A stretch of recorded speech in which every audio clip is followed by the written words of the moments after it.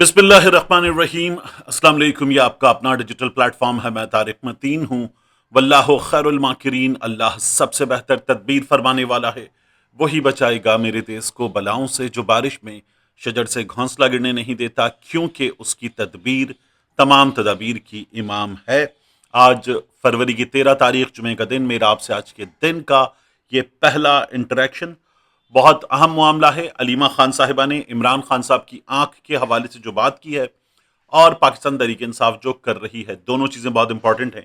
पहले अलीमा खान साहिबा क्या बताती हैं? उन्होंने कहा कि हम कल से इंतज़ार कर रहे हैं उस रिटर्न ऑर्डर का जो चीफ जस्टिस ऑफ पाकिस्तान की तरफ से जारी होना है। 24 घंटे गुजर चुके और अभी तक हमारे पास वो ऑर्डर नहीं आया है।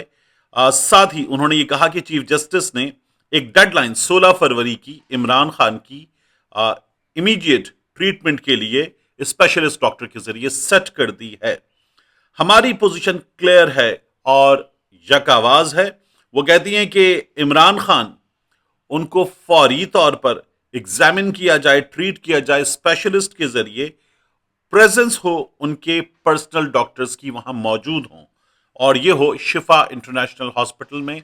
ये उनकी तरफ से अभी मिनिमम है। उस के बाद फिर देखा जाए कि मजीद क्या होना है। इमरान खान साहब का ट्रीटमेंट पाकिस्तान में, पाकिस्तान के किसी हॉस्पिटल में bye a board of doctors, या फिर पाकिस्तान से बाहर, ये सिचुएशन है। इस सिचुएशन को जब आप कहते हैं ना पाकिस्तान या पाकिस्तान से बाहर, तो फौरी तौर पर कुछ नून लीगी सहाफ़ी और कुछ सिक्योरिटी इस्टेब्लिशमेंट के प्रो सहाफ़ी ये कहना शुरू हो जाते हैं कि देखिए ये डील है, ये एनआरओ है, ये तय करदा चीज़ें हैं, और इमरान खान साहब की एक मेडिकल कंडीशन बनाकर उन्हें मुल्क से बाहर भेजा जा रहा है। इमरान खान साहब अब जेल नहीं काट पा रहे। कुछ लोग ये अब बातें करने लगे हैं कि ये हो रहा है। और नवाज शरीफ के केस में भी ऐसे ही हुआ था। उनमें से बाज बेशर्मों का ये कहना है। मैं आपसे अर्ज करूं, मियां नवाज शरीफ साहब के केस में क्या हुआ था? मरियम नवाज शरीफ ने, मुस्लिम लीग नून की क़यादत ने बताना शुरू किया कि मियां नवाज शरीफ बीमार हैं। फिर मियां नवाज शरीफ के प्लेटलेट गिरने की खबर आई। फिर कराची से, मुख्तलिफ हिस्सों से डॉक्टर्स की आमद शुरू हुई। डॉक्टर शमसी साहब का कराची से इस्लामाबाद आना, उनके इलाज के लिए काम करना, ये सब कुछ हमारे सामने है। और फिर मियां साहब अस्पताल, घर, अस्पताल, और फिर उसके बाद मुल्क से बाहर, ये सब कुछ हुआ। और अदालतों ने क्या किया हमने देखा था। इमरान खान साहब के केस में मामला इसलिए मुख्तलिफ है कि इमरान खान साहब की खबर असदुल्ला ने निकाली और हुकूमत ने मामला दबाया, सिक्योरिटी एस्टैब्लिशमेंट ने मामला दबाया।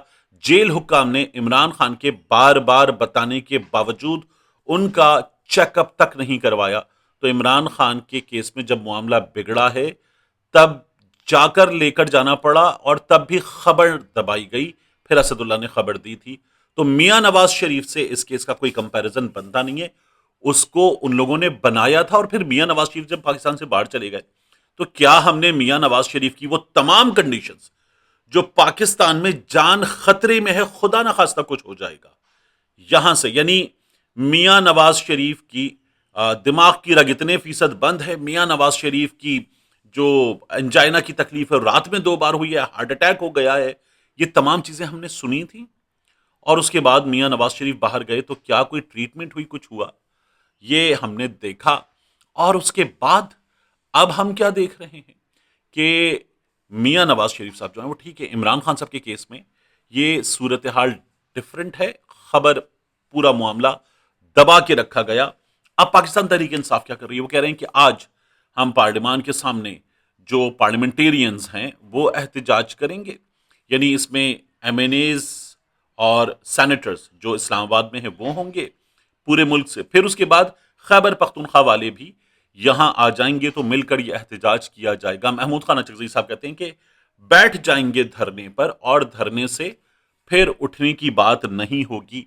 ये पाकिस्तान तहरीक इंसाफ की हिकमत अमली नजर आ रही है। लेकिन जो विजुअल्स हैं जो सामने आते हैं ना लोगों के, वो गुज़श्ता रोज जो इस सिलसिले में बैठक थी, उस बैठक में हमें नजर आए तो पाकिस्तान तहरीक इंसाफ के लीडरान हंसी ठट्टा करते हुए, खुशगप्पियां करते हुए नजर आ रहे थे। उनके चेहरों पर वो परेशानी कि उनके लीडर के साथ और पाकिस्तान के सबसे मकबूल लीडर के साथ क्या हो गया है, वो नजर नहीं आ रही थी। یہ پاکستان تحریک انصاف کی لیڈرشپ کو خود اپنے چہرے دیکھنے چاہیے ان ویڈیوز میں جو ہمیں دیکھنے کو ملی۔ مریم ریاض بٹو صاحبہ، بشرا بی بی کی بہن، انہوں نے ایک ٹویٹ کیا ہے اور انہوں نے کہا کہ انہوں نے NHS کے اسپیشلسٹ، اس سے وابستہ ایک ڈاکٹر کے ذریعے بات کرنے کے بعد یہ سب کچھ بتایا ہے۔ تو وہ یہ کہتی ہیں کہ اس کنڈیشن کی جہاں دیگر ریزنز ہو سکتی ہیں، اس میں ایک ریزن قیدی کو پوائزن کیا جانا یہ بھی ہو سکتی ہے، یعنی کسی شخص کو پوائزن کیا جانا۔ عمران خان صاحب کے کیس میں وہ قیدی ہیں، یہ بھی ایک ریزن ہو سکتی ہے۔ انہوں نے ٹویٹ کر کے یہ چیز بتائی ہوئی ہے۔ تو کیا عمران خان صاحب کو وہ یہ کہہ رہی ہیں کہ کوئی سبسٹنس ان کے کھانے میں ملا کر دیا گیا جس کی وجہ سے عمران خان صاحب کی یہ کیفیت ہوئی ہے، اور انہوں نے یہ کہا ہے کہ اگر بگڑے تو یہ سچویشن جو ہے وہ زیادہ بری ہو سکتی ہے۔ کچھ لوگوں کا یہ بھی کہنا ہے کہ یہ ہارٹ اٹیک تک بھی خدا نخواستہ جا سکتی ہے۔ عمران خان صاحب کی سچویشن کے بارے میں بتایا جا رہا ہے۔ ایتھلیٹ ہیں، سپر فٹ ہیں، اس ایج میں اس طرح کی فٹنس نہیں ہوتی، تو عمران خان صاحب جو ہیں ان کی نون ہارٹ کنڈیشنز نہیں ہیں۔ ہمیں یہ ابھی عمران خان صاحب کے کیس میں پتہ چل رہا ہے۔ ایک چیز اور بہت زیادہ ڈسکس ہو رہی ہے کہ دیکھو، عمران خان صاحب سے اظہار ہمدردی کرنے والے لوگوں، عمران خان نے تو جناح کنونشن سینٹر میں کھڑے ہو کر نواز شریف کی 2 تصویریں لگا کر جب کہا تھا نا وہ شیریں مزاری کی آنکھ میں آنسو آ گئے، شیریں مزاری کی آنکھ میں آنسو آنا مشکل کام ہے، تو عمران خان صاحب جو ہیں وہ مذاق اڑا رہے تھے نواز شریف کا۔ یاد رکھیے گا کہ وہ ایونٹ جس میں عمران خان صاحب نے میاں نواز شریف صاحب کا مذاق اڑایا تھا، وہ ایونٹ میاں نواز شریف کے ملک سے باہر جانے کے بعد تھا۔ یعنی عمران خان صاحب یہ کہہ کر مذاق اڑا رہے تھے کہ ہم سے جھوٹ بولا گیا، اتنے بیمار ہیں، باہر جا کر ٹھیک ہیں۔ اس لیے عمران خان صاحب نے وہ کمپیریزن کیا تھا۔ میاں نواز شریف صاحب کے کیس میں انہوں نے خود موقع دیا، یہاں اتنے بیمار، وہاں جا کر ٹھیک، اور پھر وہاں جا کر جنرل باجوہ صاحب ذمہ دار آپ، جنرل فیض حمید ذمہ دار آپ، اور میاں صاحب وہاں پر علاج کی بجائے جا کر باقاعدہ طور پر 4 ہفتے کے علاج کی پرمیشن تھی، بیٹھ گئے تھے، اور پھر آئے کب؟ جب قاضی فائزی سے آ گئے تب واپس آئے میاں صاحب۔ تو میاں صاحب نے وہاں پر جو کچھ کیا وہ ہمارے سامنے ہے۔ عمران خان صاحب کے کیس میں مان لیجیے ایک لمحے کو کہ عمران خان صاحب باہر جاتے ہیں اور باہر جانے کے بعد پتہ چلے کہ عمران خان صاحب کو کوئی ہیلتھ ایشو نہیں ہے، فرض کر لیجیے، اور عمران خان صاحب وہاں بیٹھ کر سیاست شروع کر دیں جس طرح میاں نواز شریف نے کیا تھا، تو کیا ہوگا؟ عمران خان صاحب کی سیاست ختم ہوگی نا، پھر یہ کہا جائے گا جھوٹ بول کے بھاگا ہے۔ تو عمران خان صاحب کے کیس میں ابھی یہ باتیں کی ہی نہیں جا سکتی، یہ سراسر بری حرکت ہے۔ جو حکومتی وزراء ہیں ان میں سے کچھ لوگ یہ کہہ رہے ہیں جی بیرون ملک علاج کروانا چاہیں گے، تو بھی ایسے بھی ویسے بھی حاضر۔